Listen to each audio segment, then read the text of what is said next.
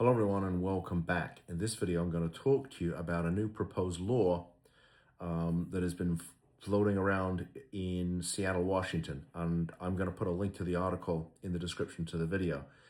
But here's what this is really about, and it says here, for the first time in recent memory, the question of protecting children in struggling families has gained enough urgency to be more than a point of debate between bureaucratic insiders. It says the outcry grows louder each month, I guess, following the passing of this Keeping Families Together Act. This was a 2021 law which was designed to send fewer children into foster care. I guess the idea was when you're dealing with parents who have a behavioral health issue, the state would say, well, we won't take your children away as long as you voluntarily go into this program. And the idea was to keep less children out of the foster, care system, which, is a good idea, right? We don't want children in the foster care program. We want them at home with their parents, as long as the parents are, capable and competent parents. But apparently what's been happening is that a lot of these families have not been going to these voluntary programs. And there's a legislator in Seattle who's floating on this idea, and they refer to it as a draconian bill. That's basically saying parental possession of any Schedule 1 or 2 drugs such as LSD, ecstasy, cocaine, Oxycontin, heroin, meth, or fentanyl would be reasonable grounds for petitioning courts to remove a child. So the idea is if we have a family that's in possession of these particular substances, we're going to look to take the children away and get them into foster care. And I read this and said, no, I said to myself, they're looking at it the wrong way. What should be happening here is we should be looking to get these parents some help, right? Instead of punishing them, right, by removing their children, why don't we get them help so that they're no longer using?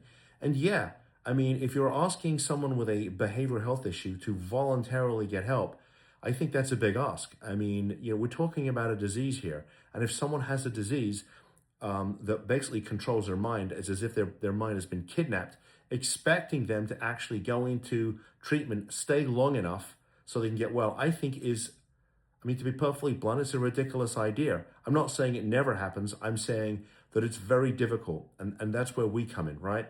Now, I don't know if there's a version of us in Seattle, probably not, but the point is what they should be focusing on is getting people help. And yeah, I don't have a problem with the state, if it's done right, making the decision for these parents to save them, because it's a decision that they can't make.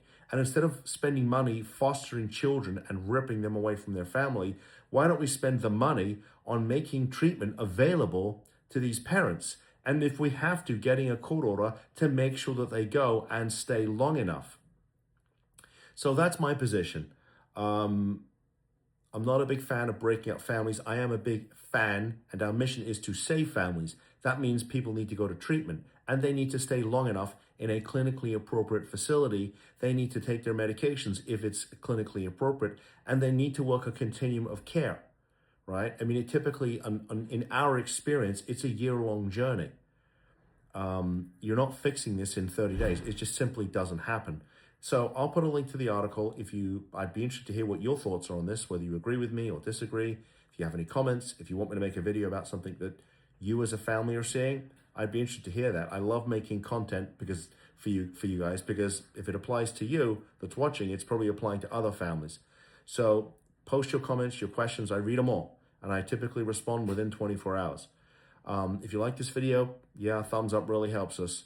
And if you want more of this content that I'm putting out every day, so you can get the information that you need, so you can decide if you want to have a conversation with us about what options may or may not be available to you, please subscribe to the channel. And with that said, thank you for tuning in. I will see you in our next video. Bye-bye.